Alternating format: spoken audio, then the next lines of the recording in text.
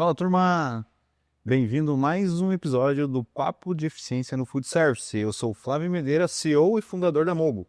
Eu sou Leonardo, empreendedor do Food Service e consultor de negócios da Mogo.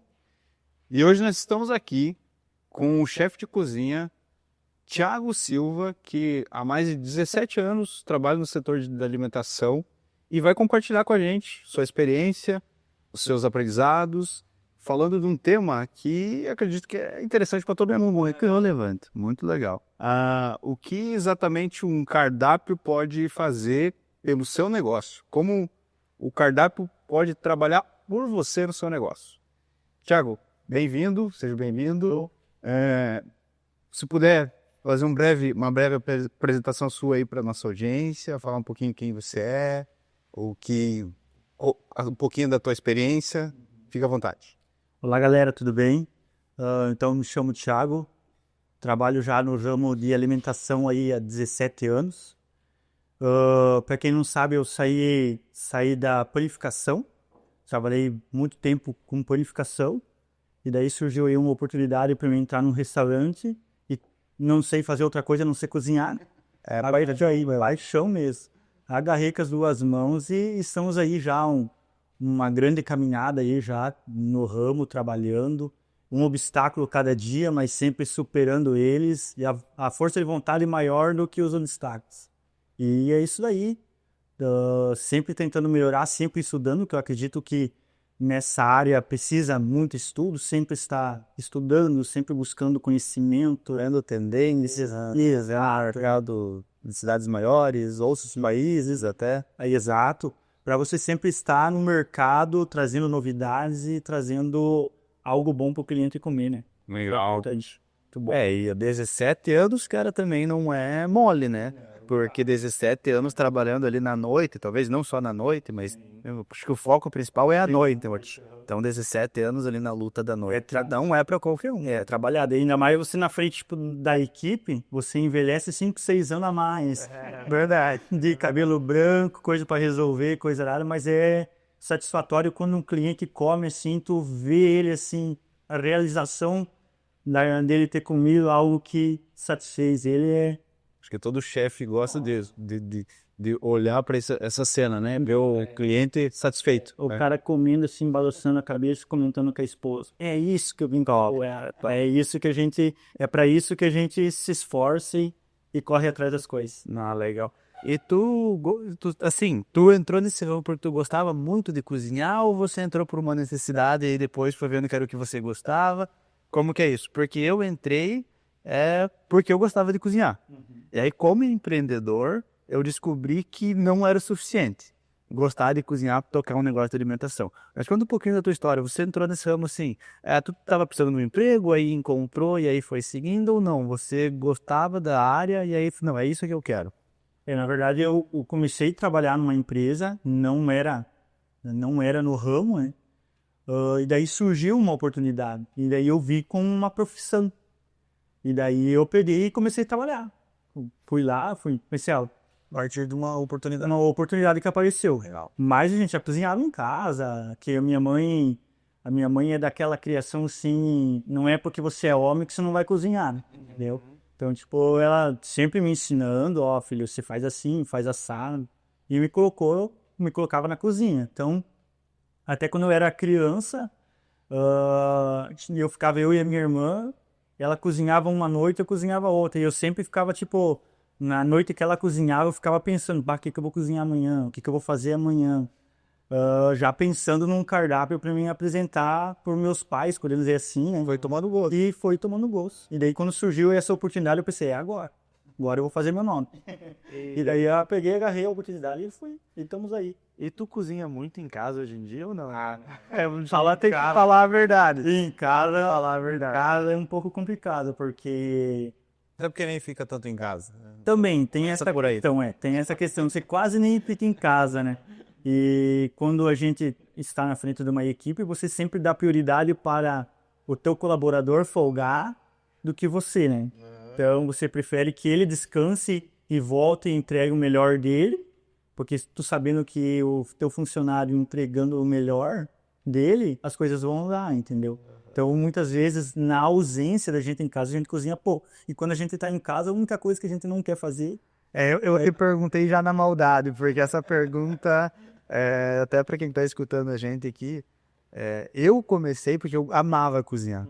Eu amava, nossa, era assim, eu chegava no trabalho às 6 horas, todo dia eu ia fazer alguma coisa. Então, todo dia eu ia inventar um prato novo, eu ia olhar referência, eu ia fazer alguma comida diferente, uma comida legal, também em casa. Quando eu abri o restaurante, se tem uma coisa hoje em dia que eu não quero fazer em casa, é cozinhar. Meu Deus. Mas normalmente é assim. Até volta e meia eles perguntam pra minha esposa, como que é ser a esposa de um chefe de cozinha? Ele cozinha muito pra você? Eu falo, olha, Nem tanto. nem tanto quanto eu queria que ele cozinhasse. Um pãozinho com mortadela, casinha, vai com leite, café com leite, olha lá. Mas assim, eu tento sempre nas minhas folgas, assim, trazer alguma coisa diferente pra elas comer. Quase que eu sou casado e tenho 2 filhas, né? Então, até mesmo assim, de volta e meia, eu faço uma postagem lá, hoje cozinhando pra elas. Ou hoje, tá? Fazer uma moral também, tá? Né? É importante, né? Então, tipo, a gente sempre tenta trazer alguma coisa, sempre estando na função, estudando também, né? Tanto quando a gente para pra sentar pra assistir alguma coisa, eu vou assistir, o pai já vai começar com as coisas de cozinha dele. Então, é algo que a gente sempre tá procurando estudar e correndo atrás, né? E os primeiros cobaias são elas, né? São quem é de casa. Os cobaias, quando eles falam assim, legal, gostei, daí a gente já começa a pensar futuramente em colocar um cardápio, algo mais. Tiago, o assunto hoje é cardápio. Então, quando a gente começa falando sobre cardápio, a gente tende a entender que o cardápio pode trabalhar a favor do negócio, a favor do restaurante, né? Então, o que define para ti, na tua concepção, o que define um bom cardápio? Primeiro assim que eu concordo contigo, o cardápio precisa trabalhar em prol da casa, né? Então, tipo, você precisa, para montar um cardápio, tu precisa pensar na casa em si, entendeu? E ao meu ponto de vista, um bom cardápio, o que precisa ter? Algo importante que eu uso para minhas montagens de cardápio. Eu sempre procuro ter algumas variações, bastante variações para mim agradar a vários públicos. Qualidade que é essencial, né? Então precisa ter qualidade, variedade, precisa pensar num valor atrativo, custo no caso atrativo, né? E sabor, precisa ter sabor. E algo que não é em todos os cardápios que eu vejo, mas é algo que eu procuro me atentar, é ter um espacinho para pessoas que têm restrições em algumas coisas. Que tipo assim, ciclano não come nada com Glúten, por exemplo. glúten, exato. É tolerante à lactose. Então, tipo, você precisa ter algo do cardápio que atenda esse público também, entendeu? Porque você não vai atender só pessoas que comem carne, só pessoas que comem arroz, feijão. Não, perfeito. E até uma colocação muito interessante tua, porque a minha visão como dono de restaurante é muito essa. Talvez até você não vai receber aquela pessoa exclusivamente. Por exemplo, a pessoa que não come glúten, ela não vai vir só ela no teu estabelecimento. Mas muitas vezes ela está num grupo com umas 10 pessoas, e aí porque você não tem algum prato sem glúten, ou no meu caso aqui eu tenho muito vegetariano e vegano. Se eu não tenho um prato vegetariano ou vegano, eu perco o grupo inteiro. Né? Então, por causa de um prato, de uma pessoa que não come, eles vão dar preferência para lugares que tenham essa opção. E isso daí é uma estratégia que precisa tu pensar quando você for fazer um cardápio, entendeu? Que é como o Léo falou, você não vai atender só uma pessoa que come tal coisa, você vai atender várias pessoas. E é que nem foi comentado, tipo, uma pessoa tem restrição, mas a outra que vai vir junto com ela não tem. Pode ser o marido, a esposa, os filhos, entendeu? E automaticamente você consegue agradar todo esse público, né?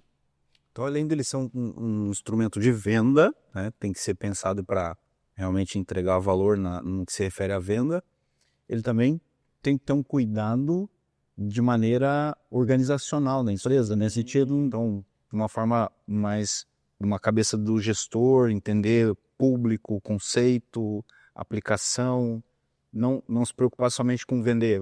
Eu vejo, por exemplo, muito cardápio que tem 1 milhão de coisas, mas ele não está bem pensado. Sim. Ele não está bem Coerente. isso. Uma das coisas que também tu precisa pensar é na coerência, né? Não adianta, por exemplo, se colocar ali algo que, eu assisti lá no MasterChef, lá vou colocar no meu cardápio.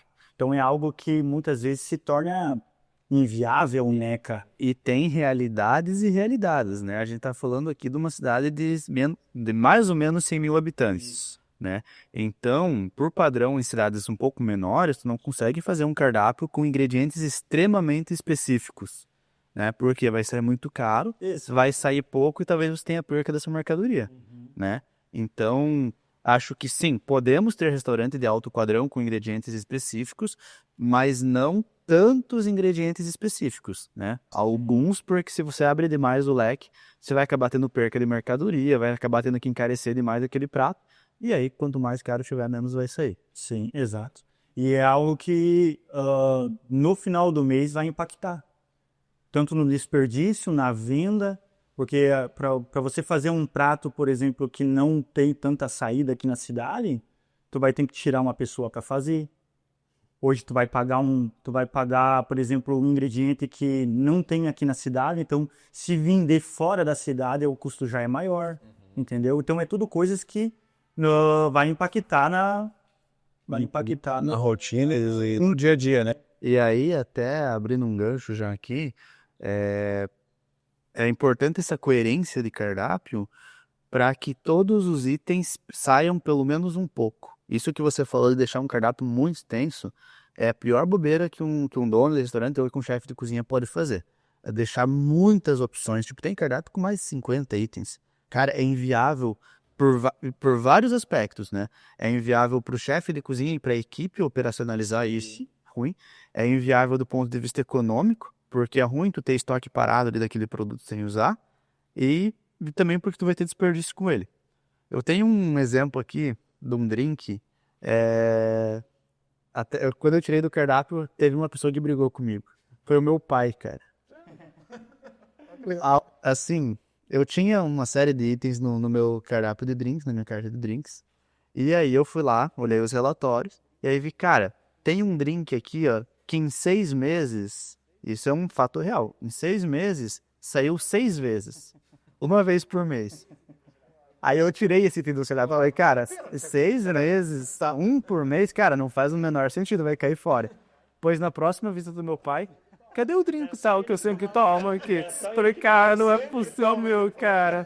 Era só meu pai que tomava aquele drink, cara, não tinha mais ninguém que tomava. Eu falei, ó, pai, me sinto muito. Até tem ali, vou fazer pra você, mas depois que acabar aqueles ingredientes ali, tchau, não tem mais. É porque manter o ingrediente tá, é complexo, né? E por que normalmente o chefe de cozinha ou o dono do restaurante não percebe isso e mantém, às vezes, aquele item? Ele não vê por quê? Que não não percebe isso? Na verdade, ao meu ponto de vista, o dono da empresa com o chefe de cozinha, eles têm visão distinta. Diverge? Muito, muito. Interessante. Porque assim, ó, o dono do restaurante viaja muito. Ele vai em tal lugar e vê, nossa, esse daqui vai ser top, meu restaurante. Sim. E ele traz a ideia. Daí chega pro chefe, o chefe, não vai. Não é bem assim. Não é isso tudo que você tá pensando que é, entendeu? E daí ele quer que coloque, isso já aconteceu comigo. Tá. De eu chegar pro chefe e falar assim, cara, não é a nossa ideia, o nosso objetivo vender esse tipo de prato, né? Não faz parte do nosso conceito. Isso não faz parte do nosso conceito. É bem importante falar isso, porque eu já vi cardápios que é a cara do dono do restaurante. Sim, igual esse exemplo que o Thiago deu, o cara vai lá, sorvete. Nossa, que sorvete legal. Resolve colocar sorvete no cardápio dele. Não, o cara vai lá, panqueca. Não, vamos colocar panqueca no nosso cardápio. O cara vai lá, sei lá. E aí quando vê o cardápio do cara tá gigantesco. Não sai nem 30% do cardápio do restaurante, entendeu? Não, Porque é algo que acontece muito, né? aham.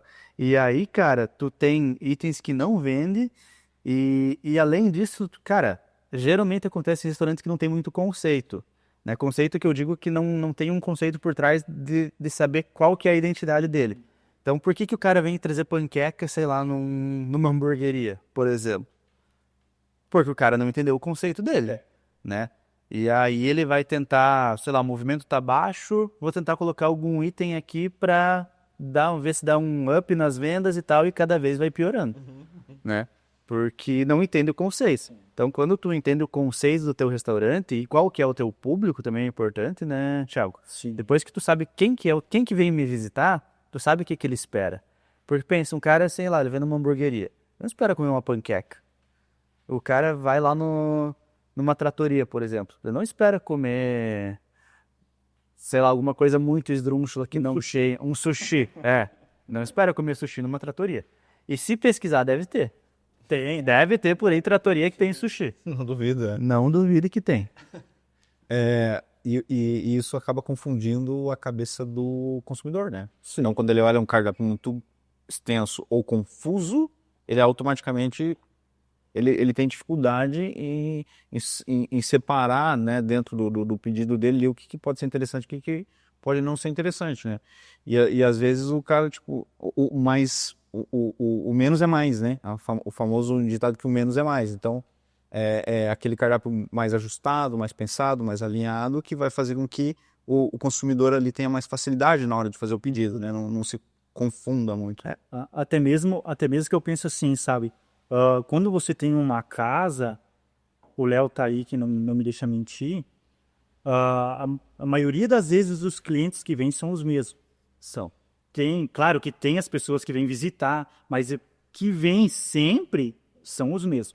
Tem uma frequência. Exato. Então, e essas pessoas que vêm com mais frequência, eles têm um prato que eu não preciso nem trazer o menu para ele, que ele, vou dê sempre, por gentileza. Entendeu? Então, tipo, é por isso que eu comentei. Tem vezes que tem 50 itens no cardápio, o Léo comentou, né? Se tem 50 itens no cardápio, sai 30%. Pouco sai, né? Entendeu? É verdade. Porque se tu quer trazer um monte de novidade, mas o conceito é outro do restaurante, o teu público é outro. Porque é que nem o Léo falou, tu precisa entender o teu público, entendeu? Então, para você estar entregando aquilo que o cliente precisa. Porque quem que mantém a porta de um restaurante aberta é o cliente. É o cliente. Ô, Thiago, agora passando para um lado aqui mais do teu dia a dia, no sentido assim de criatividade, no momento que você está lá naquele momento de criativo, como é que nasce um prato e qual o processo que você utiliza na elaboração de um novo prato? Você pode falar um pouco pra gente? Na verdade tem alguns aspectos que nem eu comentei, de quando o dono do restaurante chega para mim e fala assim, Thiago, eu quero um prato que você faça assim. Então aí ele já me forçou a querer que eu crie um prato. Daí, automaticamente eu preciso criar um prato em cima da expectativa dele. Certo. Ele me fala, eu quero... Até acho que uma coisa interessante, não é bem a pergunta do Flávio, mas antes de você explicar o processo criativo de um prato, pela tua experiência, você geralmente faz um prato ou você faz um cardápio? Porque é diferente. Tu fazer um prato avulso ali, eu quero colocar um prato X no meu cardápio. Ou você fazer o cardápio todo novamente. Como que é isso, assim? O processo criativo do prato e do cardápio também. Então assim, o prato, normalmente você pensa vou fazer um prato. Um prato é para uma ocasião, por exemplo. É algo tipo, vai vir uma pessoa aqui e eu vou fazer um prato diferente para ele. Já o cardápio é diferente, porque você não sabe quem que vai vir aqui, entendeu? Então você já tem que pensar em vários aspectos. Vários públicos que você quer, que tem possibilidade de chegar para comer o prato que você vai fazer, o cardápio, entendeu? Então, tipo, você precisa pensar nisso daí. É para uma pessoa? Tá, então se é para uma pessoa, eu sei que ela não come peixe e come carne vermelha. Não, ela não come carne vermelha, só come peixe. Ou não gosta de porco, algo do tipo.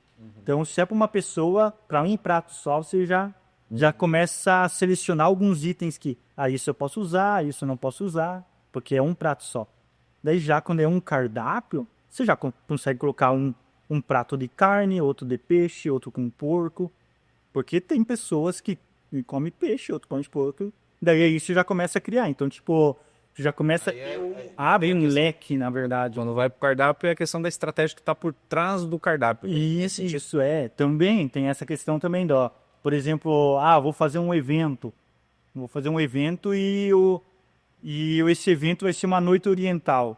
A gente sabe que a gente vai fazer um cardápio voltado para a noite oriental, entendeu?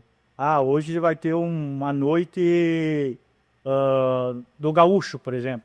Fazer mais churrasco, algo do tipo, entendeu? Mais voltado a isso daí. Então, é tudo coisa que você precisa pesquisar, pensar, ver os pós, os contras também. Mas e aí quem pensa isso?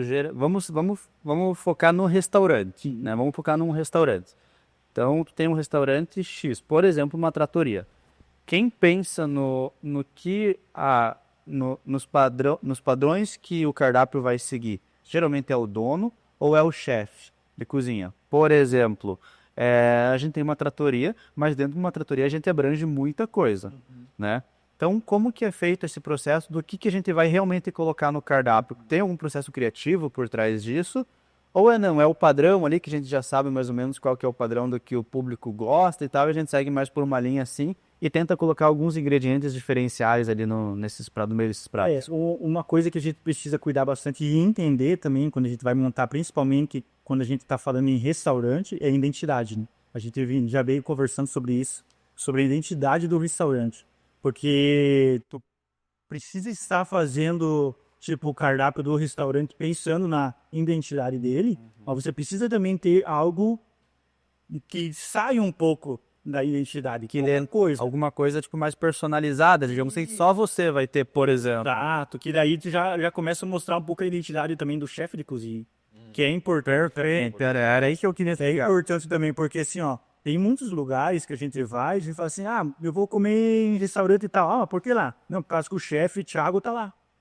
E porque o chefe Tem a Thiago referência. tem a referência. Porque o chefe Thiago que fez o cardápio, porque o chefe Thiago sabe como que eu gosto da carne, entendeu? Então, é importante você ter, tipo, essa dosagem. Até onde você vai seguindo o critério do restaurante e até o certo ponto ali que você pode colocar a sua identidade também, né? Então, você precisa estar, tipo, sempre olhando o teu público, sempre olhando o que você pode inovar, entendeu? Algo que eu vi esses dias, estava estudando sobre cardápio e tudo mais, e estava vendo a identidade da pessoa, do chefe de cozinha, a importância da identidade do chefe, entendeu? Que precisa ter também, entendeu? Porque é que nem eu falei, as pessoas sabem que tem o chefe de tal restaurante, de cada tratoria, entendeu? E sabe quem está elaborando as coisas. Então é importante você pegar e colocar a tua identidade também, não só do restaurante. E aí tu pega, tipo, grandes chefes, tipo a Tala, Helena Rizzo, esses chefes, grandes chefes e que estão mais na mídia, né? Porque tem grandes chefes que não estão na mídia. Sim. Né? Mas tu pega, por exemplo, chefes que estão mais na mídia ou chefes que estão há muitos anos no mercado, esse tipo de chefes, eles levam o público onde eles estão. Então, muitas vezes, eles não podem nem estar no restaurante deles. Geralmente eles não estão no restaurante deles. Né? Quem roda a equipe do restaurante deles quem roda a cozinha é uma equipe ali e tal, que foi muito bem treinada, mas esses chefes muitas vezes estão em outros lugares, fazendo outras coisas ou outros cardápios assinados, ou trabalhando em outros lugares, prestando consultoria, eventos. Então esses chefes, eles levam muito público onde eles vão. Sim, Né? é por isso que eu acho assim, a importância de você ter, tipo, pratos que tenham a tua identidade também. Legal. Porque é aquilo que você falou, comentou conosco agora, você em pauta.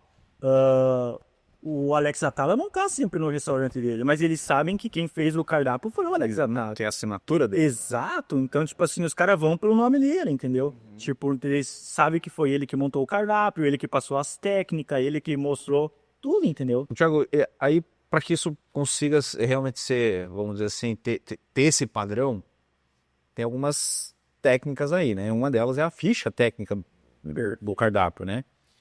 Como é que isso ajuda, inclusive na questão não só do padrão e qualidade, mas na questão de manter custo, entender custo? Como é que você vê essa ajuda da ficha técnica para montar os pratos, enfim, toda a estrutura de cardápio? E outra pergunta já. você faz o cardápio com base na ficha técnica ou você faz a ficha técnica com base no cardápio? Vou esclarecer. Você primeiro monta todo o cardápio e depois joga para a ficha técnica para ver quanto que vai custar?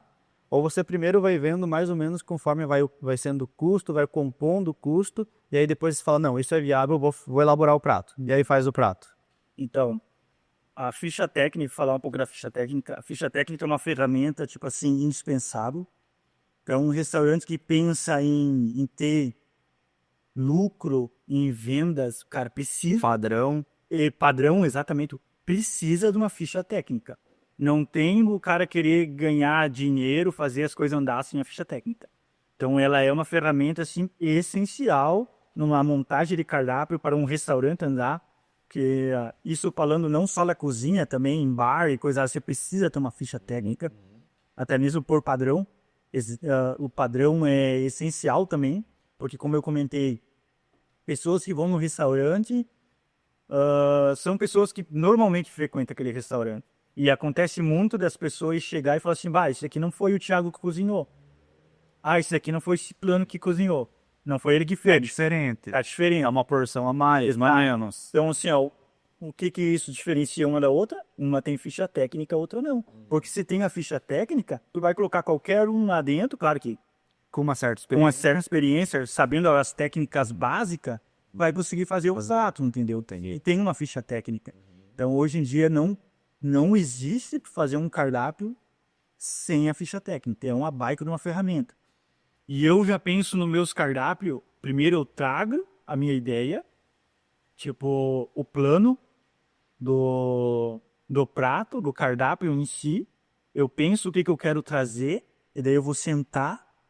No caso, hoje, no restaurante onde eu trabalho, eu tenho uma equipe que me dá todo esse suporte de compras. Eu também tenho contato direto com o fornecedor, que pra gente que trabalha na cozinha é essencial. Você ter contatos diretamente com os fornecedores, para você trabalhar preço, trabalhar prata viagem, não? Exato. Padrão. Isso, padrão. Para você já começar na tua cabeça a pensar, mas será que vai valer a pena eu fazer isso aqui? Será que vai vai conseguir se enquadrar no meu CMV, na minha ficha técnica? Será que vai? Então é tipo assim, eu primeiro, eu penso no prato primeiro, e depois eu já começo, mas já penso pensando na ficha técnica, no meu CMV, que não pode extrapolar o meu custo, entendeu? Mas primeiramente eu penso no que eu quero e depois a gente vai tentando. Porque assim, a ficha técnica para montagem de um prato, no caso, eu consigo muitas vezes substituir algumas coisas que eu consigo lembrar o de prato. Isso, alisado. Deixar esse prato um pouco mais barato. Por exemplo, eu vou fazer uma carne vermelha. Quando o cara pensa em pensa em carne vermelha, já pensa em filé mignon. Porque filé mignon, não sei o quê. Mas poucos não, mas eu acredito muitos saibam que tem muitas carnes mais saborosas que o filé mignon. Tem mais saborosas, bicho, mais saborosas, tem na maioria, na verdade, é mais saborosa e legal. Porque o filé mignon tem pouca gordura, entendeu? Então, tipo, automaticamente ele não vai te trazer o limitado, né? Vamos dizer assim, né?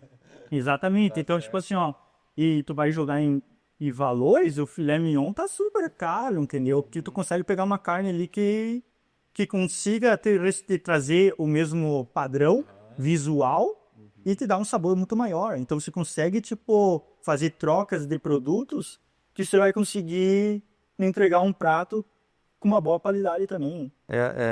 Esse do filé mignon que você falou, até é interessante falar uma coisa que a gente não tocou aqui ainda, que é os itens pontuais no cardápio, né? Porque nem todo item do cardápio precisa dar lucro. Isso é uma coisa bem interessante de se falar, que vai meio na contramão da gestão do negócio, mas nem todo item precisa dar lucro. Às vezes aquele item, por exemplo, um filé mignon, que é um prato mais caro, ou alguma coisa mais rebuscada que vai te trazer um custo maior, às vezes ele é um produto marketing, né? Então, por exemplo, eu tenho itens aqui no meu cardápio do Grimpa que, se fosse analisar friamente por custo, já tinha caído fora. Mas eu sei que aquele produto me traz muitos clientes. Que é aquele produto que uma pessoa vai bater o olho no Instagram ou em uma publicação e vai, nossa, que legal, lá tem aquele item. E aí a pessoa vai vir aqui no meu restaurante. Muitas vezes ela vai chegar aqui, talvez veja o preço e não pegue. Pegue outra coisa. Ou nem pelo preço, ela viu, veio e na hora decidiu comprar alguma outra coisa. Mas quem trouxe aquela pessoa foi aquele item de marketing, né? Então, por exemplo, tu tem um macarrão super nobre lá com camarão, com outros frutos do mar, alguma coisa assim, que, sei lá, é R$ 200. E tu faz uma propaganda daquilo lá. Aquilo vai te trazer muita gente, mas talvez não seja o mais vendido e talvez, ou se você não for cobrar R$ 200 por esse prato, for cobrar 100, seja um prato que te dê prejuízo. Mas ele vai estar ali e vai servir para atrair as pessoas para o teu restaurante. E aí outra coisa muito importante de falar, que é uma ferramenta também que eu vejo que é muito pouco utilizada, que é a curva ABC, o relatório de curva ABC. Então o relatório de curva ABC, tu vai ter os itens que mais vende, os itens que mais tem margem. Então tu vai ter que ver se aquele item que tu vende, que é o que tu mais vende, se tu não tá tendo prejuízo com ele. Porque se ele é o item que você mais vende e você tem uma margem baixa, tá errado. Tem que subir o preço desse item.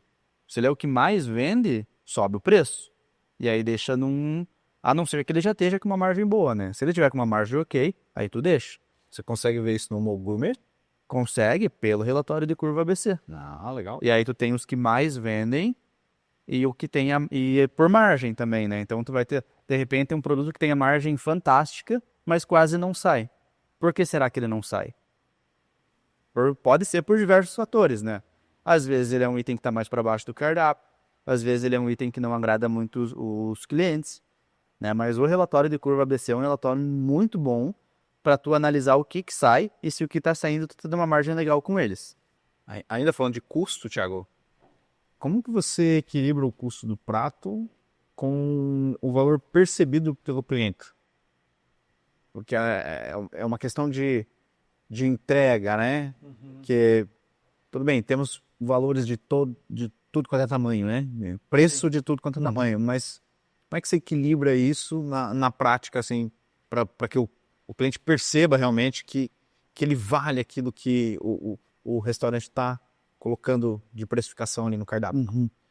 Na verdade, essa questão aí é bem complicada, você ter esse equilíbrio, né? E pensando, tipo, até mesmo o caso que quando você monta um cardápio novo, tu vai montar um cardápio novo, você não sabe como que vai ser a aceitação. O que sai e o que não sai. Então você já tem que pensar nessa questão. Porque assim, eu vejo sim que tem muita gente que erra em fazendo o custo do prato somente no que gastou, entendeu? Tipo, eu gastei R$ 5 para fazer meu prato, eu vou vender a 10, por exemplo. Tem muita gente que erra nessa questão, entendeu? Porque não pensa que tu tem várias coisas que dependem para o prato ser feito, que tu acaba negligenciando na hora de precificar, entendeu? É essa questão que tu vai acertar, essa questão que você precisa alinhar, no caso, para fazer o preço para o cliente, entendeu? Porque tu faz um preço ali, por exemplo, e acaba se baseando somente no que você gastou ali, entendeu? No custo de matéria-prima. Se tu ir somente nessa base aí, automaticamente esse teu prato vai te dar prejuízo. Automaticamente isso daí, né? Então, tipo, você precisa ter aquele equilíbrio de poder pensar, isso daqui é muito certo, ou isso daqui é meio certo, ou isso daqui é um tiro no escuro. Então, tudo isso daí você precisa entender, sabendo qual que é a proposta do restaurante, sabendo qual que é o... Começa no conceito de proposta do restaurante. Isso, conceito e proposta do restaurante, qual é o público que você quer atingir, entendeu? Então, tudo isso daí vai impactar nos valores que tu vai passar para os pratos, no caso, né? Porque também não adianta eu querer cobrar um absurdo, sabendo que o cliente que vem até o meu restaurante não é para aquele ticket médio. Exato, entendeu? Então, tipo, é tudo coisas que você precisa entender. E isso do valor percebido também é um pouco complicado, porque vai depender muito do conceito e da demanda que você gera com aquele produto, né? Por exemplo, vamos dizer um à la carte no almoço. Tu pega o mesmo prato e, por exemplo, iscas de mignon, arroz, batata frita e mais alguma coisinha ali, uma salada. Coloca o prato de meio-dia.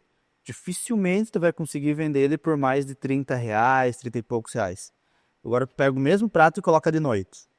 Você já consegue cobrar 40, 50 reais. Por quê? Porque o público, no geral, tem essa percepção que de noite é uma coisa que ele está disposto a gastar mais. Porque ele não sai todo dia para jantar de noite. Mas aí Léo, o que a experiência entregue para o cliente tem a ver com isso? A experiência, ela se relaciona muito com a percepção do valor do cliente. Então, assim, tu pode pegar um prato X, vamos continuar citando esse mesmo exemplo do mignon ali com batata frita e arroz. E se tu não tiver um conceito no teu restaurante por trás disso, se você não tiver garçons com a roupa bem arrumadinha, bonitinho, o teu ambiente estiver arrumado, de repente aquela pessoa chega na casa e ninguém não tá nem aí para ela, não vai atender, demora 3 horas para atender o cliente, a experiência do cliente já se foi por água abaixo. O valor que você vai ter de percepção nesse prato já é menor. Mesmo que o prato seja exatamente igual ao outro, em outro lugar, Com os mesmos são os mesmos ingredientes. Se tu pegar o mesmo chefe de cozinha, ele cozinha para um restaurante A num dia e um restaurante B no outro dia. O mesmo chefe, não mudou nada, o prato é exatamente o mesmo. Se num restaurante o cara chega, já é recebido na porta, já é acompanhado para a mesa, já recebe uma sugestão de prato, esse cara você vai poder cobrar um valor muito maior do que tu cobraria num restaurante que o cara chega, ninguém dá bola pro cara, o restaurante já tá meio sujo ali, meio bagunçado, final de expediente ali 1h30 da tarde, por ali, não tem como. Ou seja, Thiago, esse é isso. Quanto melhor a experiência entregue ao cliente, mais você pode cobrar. Nesse sentido? E a outra pergunta, outra observação, não é nem pergunta. No horário de almoço, a gente tem uma limitação de entrega de experiência. À noite a gente tem vamos dizer assim, uma condição melhor para entregar a experiência, não é? Tem a ver também? Tem a ver, tem. Até mesmo que, vamos pensar numa lógica assim, no almoço, a pessoa está trabalhando, tem 1 hora para fazer de intervalo e do que ela quer. Se ela não traz marmita de casa, esqueci da marmita hoje, eu preciso comer alguma coisa rápida e com custo menor. Pensando nessa lógica, automaticamente o almoço precisa ser mais barato, diferente da janta. Quando o cara vai sair para jantar fora, vai levar a família, já está preparado que, não, hoje eu gastei 20 no almoço, mas de noite eu vou gastar 200, 300 reais, porque saiu com a família. O cardápio tem que ser muito pensado, tudo muito com todo esse contexto, né? Nesse sentido. Isso, exato. Tem uma pesquisa do iFood, inclusive o iFood ele é gigante, o setor, mas eles têm um setor de tecnologia da informação muito foda, muito grande. Eles conseguem ter uma precisão muito exata em dados de consumo do usuário, dados de entrega, entre outras coisas. E por que eu estou citando isso? Tem uma pesquisa do iFood que eles conseguiram vincular a região onde as empresas estão, as empresas contratantes de funcionário. Por exemplo, tem uma empresa com 1.000 funcionários naquela região. Quanto essa empresa paga de vale alimentação para os seus funcionários? É R$20 por dia, é R$25 por dia. Então, o que eles conseguiram chegar num consenso, que agora pensando assim é meio lógico, mas talvez sem essa informação não seria.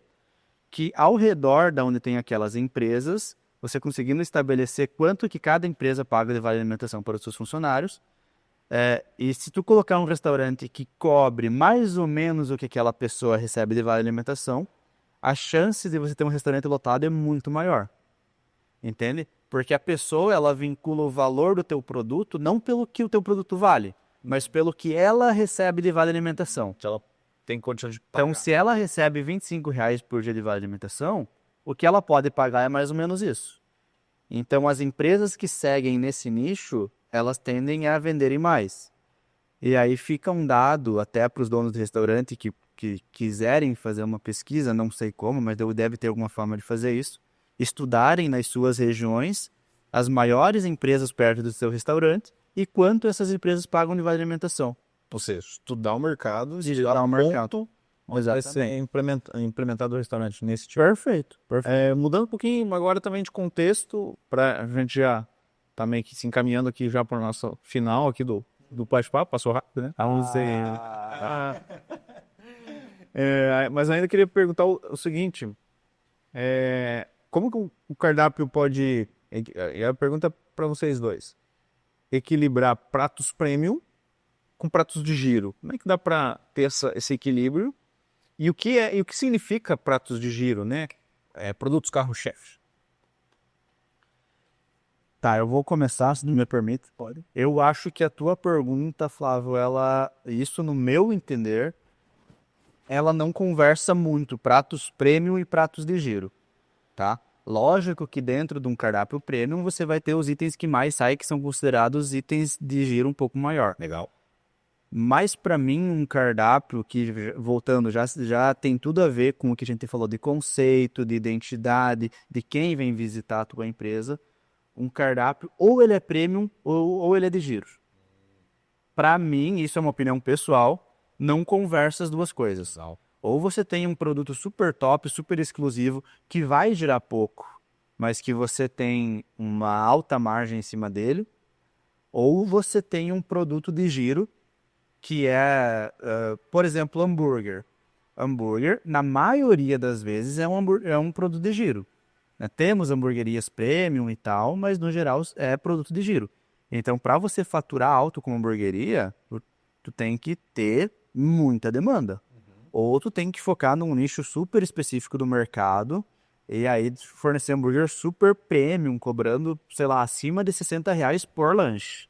Aí você vai conseguir ter. Mas para mim, uma opinião particular minha, não conversa. Tá bom? Ou você tem produtos premium ou você tem produto de giro. No mesmo cardápio, os dois, eu acho que é meio que tu querer fazer tudo ao mesmo tempo. Fica confuso. Fica confuso. E o produto carro-chefe, como é que ele entra aí, Thiago, na tua opinião? O carro-chefe é o que mantém o restaurante de pé. É o que mantém as portas abertas, né? É aquele que vai sair, aquele que tem uma demanda alta, né? E perfeito na colocação que o Léo usou, de o prêmio ser totalmente distinto do carro-chefe, porque eu também tenho essa percepção. De volta naquela questão do conceito do negócio, do conceito do restaurante e tal. Exatamente. Mas quem sabe, sim, dependendo da proposta do restaurante, eu acho importante ter o prêmio, até mesmo porque tu pega, por exemplo, uns valores um pouco mais que, tipo, você não precisa vender todo dia, não precisa vender várias quantidades, no caso, né? Tô vendendo 2, tem que ter uma margem um pouco maior. Eu acho interessante. Exato. Mas isso pensando naquela lógica de tu entender qual é o conceito do teu restaurante, entendeu? De você ter, sim, o prêmio, mas você ter o carro-chefe, aquele que vai desafogar a equipe, porque o carro-chefe automaticamente é o que vai fazer as coisas andar na cozinha também, pensando como chefe de cozinha. O carro-chefe tudo mais o carro-chefe do restaurante é tudo mais simples, mais rápido. O que eu demoro para fazer um prêmio, eu faço 3 carro-chefe. Então são coisas que eu tenho um exemplo bem básico disso que você falou. Não é necessariamente um produto premium, mas é isso que você falou de produto carro-chefe. Eu tinha alguns tipos de porção aqui no restaurante. Então, tipo, porção de mignon, porção de frango frito, porção de peixe com batata. E o que eu percebi? Eu percebi que uma mesa vinha com 2 pessoas e pegava uma porção de batata com peixe. Mignon, por exemplo. Essa pessoa, na época, iam pagar, sei lá, uns R$80 numa porção de mignon com batata. Se ela viesse em 2 pessoas e pegasse 2 hambúrguer, ela ia gastar a mesma coisa, uns R$80, R$90. O que é melhor para mim vender? O hambúrguer. Por quê? Porque o hambúrguer ele já entra numa linha de produção, que é o que você falou de carro-chefe, que é aquilo que você já está preparado para vender. Então, ele simplesmente, a comanda do hambúrguer entra no bolo das outras comandas ali, e você continua... O faro é mais rápido, você tem uma porção melhor. Continua despachando os hambúrguer ali, acabou. Agora, se entra uma porção de mignon no meio disso tudo, tu tem que deslocar alguma pessoa que está fazendo hambúrguer para ir fazer mignon. Aí todos os hambúrguer que estão para trás da porção de mignon vão ficar parados porque o cara tá fazendo a porção de mignon. Eu acho que é mais ou menos isso. Isso pode carro-chefe, né? No meu caso, o carro-chefe é o hambúrguer. Tá bom. Aí o que eu fiz? Primeiro eu subi o preço. Aí eu subi o preço de todas. Por quê? Porque não era meu foco. Tinha que ter uma margem muito grande para compensar aquele funcionário que ia parar de fazer hambúrguer para fazer a porção. Aí beleza. Continuou saindo. As de frango e de peixe continuou saindo. Mantive. A de mignon eu tive que subir demais. Parou de sair. Tirei fora do cardápio. E ninguém pede porção de mignon mais. Resolveu. Muito bom, muito bom. Agora, Thiago, qual é o que você mais comum que você vê quando um chefe monta um cardápio? O maior erro que eu vi muito acontecer é o chefe não conhecer a cultura do lugar. De pessoa, tipo, eu trabalhei tanto tempo, eu fui embora, morei tanto tempo nos Estados Unidos, cozinhei para não sei quem, porque eu morava em Floripa, em São Paulo, e saía isso daí, vou chegar e vou... Aí traz uma ideia. Chega em Pato Branco, né? Sempre deu certo, assim, em todos os lugares que eu fiz. Exato. Então, e acontece muito disso. Eu já escutei muita gente, tipo, muito chefe comentando comigo, mas eu nunca vi, porque tu vai em qualquer lugar, os caras comem, porque é assim que faz. Então, tipo assim, entender. A pessoa precisa entender a cultura do lugar. Porque, por exemplo, aqui a gente não tem tanto a cultura, claro que tem pessoas que comem frutos do mar, entendeu? Tipo, a gente não é uma cidade litorânea, que tu vai numa cidade litorânea, num restaurante litorâneo, tu vai comer frutos do mar, normal, né? Mas tu vai chegar aqui, tu vai, vou fazer um cardápio, vou colocar um monte de frutos do mar aqui. Automaticamente o valor do insumo é super alto, porque é que nem eu tinha comentado no início, são produtos que a gente não produz aqui, precisa vir de fora, automaticamente o valor é um pouco mais alto para você conseguir esse insumo, essa matéria-prima, e o teu prato precisa ser muito alto para chegar no final não ser tão bem aceito. Então, um dos pontos que eu vejo assim que muitos chefes erram é não conhecer a cultura do local, entendeu? E achando também que tudo vai ser lindo, tudo vai ser maravilhoso, todo mundo vai comer, todo mundo vai... Então, tipo assim... Então, uma dica seria para estudar a cultura, entender o público, entender o conceito do negócio. Exato. O que mais que, de repente, você daria de sugestão um chefe que está iniciando e que gostaria de fazer o seu primeiro cardápio? O que mais que você pode dar de sugestão? Cara, uma coisa que eu faço até hoje, estudar muito. Tu precisa estudar, tu precisa entender o que casa com o que harmoniza, qual vinho que harmoniza com tal coisa. Tu precisa entender que abrir um leque de opções, e isso daí não tem como vir essa bagagem para você se você não estudar. Legal. Então você precisa estudar. Hoje em dia, exato, hoje em dia é totalmente diferente do início quando eu comecei na cozinha. Hoje em dia está tudo muito acessível, muito palpável, né? Hoje tu entra no YouTube ali, coloca filé mignon, vai aparecer 350 tipos de prato. E só sobre filé mignon, entendeu? Então, tipo assim, hoje está muito palpável. Então, hoje em dia, uma pessoa monta um cardápio sem nexo somente por falta de estudar. Só por falta de conhecer, né? De correr atrás. Que a informação está aí. Exato, a informação está aí. De riqueza que é esse podcast, tanta coisa que a gente falou. Entendeu? A informação tá aí. Então, assim, exato, tá aí, a informação tá aí. Só basta a pessoa correr atrás. Então, se uma pessoa quer começar, eu quero isso para minha vida, tá, estuda. Estuda porque é isso daí. E nosso ramo, como vários ramos, tu precisa sempre estar em constante estudo, né? É verdade. Para você sempre estar no mercado, sempre trazer novidades e não perdendo aquilo que é importante. O custo das coisas também. E para esse mesmo cara que está começando, construindo o seu primeiro cardápio, Léo, que dica você daria em relação a ele transformar o cardápio dele em algo interessante também para a gestão do negócio dele? Como que o cardápio dele pode ajudar nesse sentido? Principalmente Eu acho que a construção de um cardápio, muitas vezes você não vai acertar de primeira no cardápio que você faz. Boa. Então, eu vejo que não tem problema nenhum você fazer um cardápio e depois você adaptar ele, Atualizar ele. atualizar. Então, a dica que eu daria é ficar de olho no que realmente sai do... Primeiro, montou o cardápio, né? Fica de olho no que sai. Fazer um bom acompanhamento. Faz um acompanhamento pós Que fazer tem o uma cardápio. galera que esquece, né? Bota Não, ali o não pode cardápio. esquecer. Nesse Monta dia- o cardápio, exatamente. Monta o cardápio, acompanha. Vê o que está saindo, vê se o que está saindo tem lucro. Se o que está saindo mais não tem lucro, aumenta um pouquinho o preço. Se o que não está saindo tem um custo muito alto, tira fora. Eu acho que muitos chefes de cozinha, principalmente, donos de restaurante também, mas acho que a maioria chefes de cozinha, eles têm um apego muito emocional com o prato que eles criam e não sabem a hora de tirar fora. Então, às vezes, você tem um prato que não sai ou um prato que não dá lucro e o chefe de cozinha não consegue entender por que não está saindo. Muitas vezes é isso que o Thiago falou, é a cultura, simplesmente naquele lugar não combinou com a cultura do estabelecimento ou com a cultura do município. E aí, então, ter essa visão de quando que é hora de parar, tirar um item do cardápio e colocar outro, eu acho que é importante também. Eu acho que a dica que eu daria é essa: acompanhar o cardápio e olhar quando tirar e quando colocar outras coisas novas. Legal. E agora, para finalizar, né, a nossa audiência quer saber uma coisa aqui.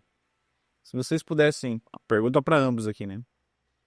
Pudessem resumir em uma frase o segredo de um bom cardápio. Que frase é essa? Ou como que seria? Uma frase. O segredo de um bom cardápio.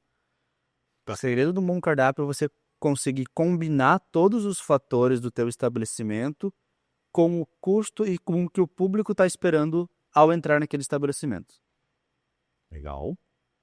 E eu pensando também nessa lógica de harmonização e pensar em todos os itens, você precisa estar alinhado para tu montar um bom cardápio com todas essas questões que foi conversado sobre nesse podcast. Legal. Que é visão, entender o conceito, entender qual que é o teu público-alvo. Então você precisa estar alinhado com tudo isso, todo esse conhecimento, todas essas portas para você entregar um cardápio bacana e um cardápio que não tem erro, não tem. Se tu seguir o passo a passo, não negligenciar nenhum desses itens colocados aí, não tem como não dar certo. certo, Tem tudo né? para dar certo. Tá bom, show de bola. Tiago, obrigado, foi um prazer recebê-lo com a gente. Prazer foi tudo meu. Nós agradecemos muito toda essa aula aí que você nos deu aí, né? Todas as suas dicas, tua experiência vivida. Pra galera te encontrar aí, quer deixar um contato, um arroba, também podemos deixar aqui na descrição do vídeo aqui, né? Depois, nossa audiência aí, se quiser deixar o teu contato, Instagram, alguma coisa, senão a gente pode pôr aqui na descrição do vídeo depois. No Instagram lá, Chef Thiago Silva, que você consegue conversar comigo lá e a gente vai trocando uma ideia, a gente consegue marcar também alguns eventos. Se estiver procurando um chefe aí para fazer teu evento, pode me chamar lá que a gente acerta. Maravilha. Leão, Fechou? quer deixar teu arroba aí também?